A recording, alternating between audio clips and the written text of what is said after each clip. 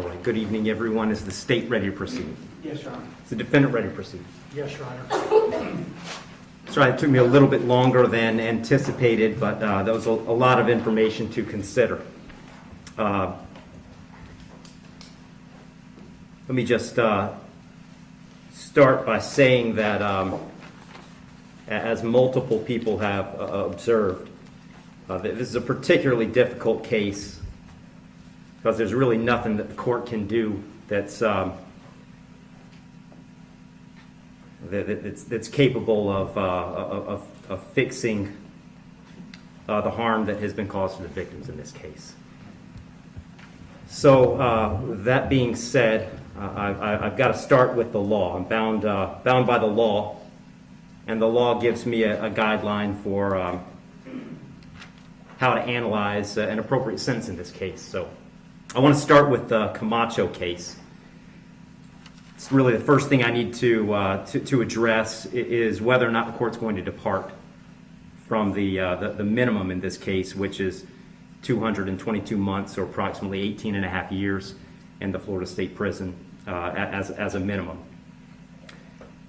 The Camacho case, as Mr. Fitzgibbons pointed out and argued, lays out really a three-factor test. Is there a valid legal basis for departure? Is there competent substantial evidence that the facts support an application? Or so do the facts apply to the departure basis that is being asserted?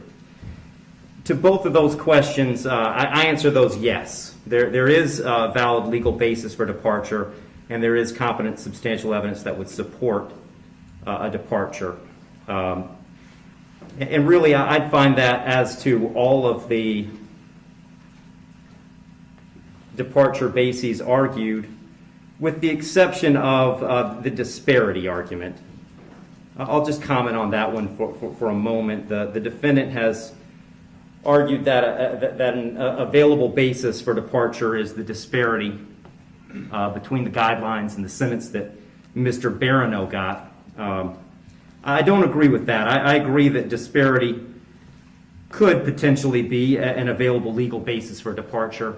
But in this case, I don't think it applies because I do think that there are important substantive differences between the facts as applied to Mr. Barano and the facts as applied to Mr. Heyrin. The state's put those on the record. I won't elaborate on it too much other than to say I think that the difference, the age of majority for Mr. Heyrin is one of those. But mostly I just think that the facts are different as between those two defendants. And so I don't believe that the facts in this case support that as a departure basis because I believe that a disparity in sentence between Mr. Barano and Mr. Heyrin is appropriate in this case. That brings me to the third question of should essentially the third factor under the Camacho case is should the trial court depart? And the court in this case is going to decline to depart. So I'm answering that question in the negative. The trial court in this case is not going to depart. And I don't reach that decision lightly. When evaluating an appropriate sentence, I will start with Florida Statute 921.002. It was pointed out several times the primary purpose of the criminal punishment code in Florida is to punish. And I've got to take into account the severity of the primary offense and the circumstances surrounding the primary offense. When I take into account circumstances and severity, a lot of what I'm taking into account really when I sentence is intent and harm. And in this case, there wasn't any evidence, and nor does the court believe that there was any specific intent to do harm, in this case to the victims. But there was intent to drive at an egregious speed, 102 miles an hour, regardless of the consequences and regardless of of who that ended up harming. And then the second part of that, the second component, is the harm caused. And in this case, it's just impossible to have greater harm than the harm that occurred in this case, which was the loss of a mother, loss of a baby, and really the loss of a family as it existed when this occurred.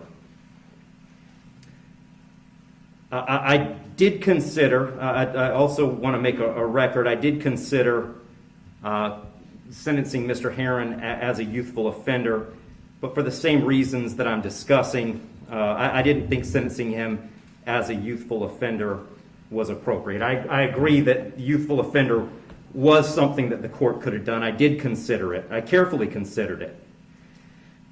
But the court just found that due to the serious nature of these offenses, the extreme nature of the conduct, and again, the level of harm, that a youthful offender sentence was not appropriate.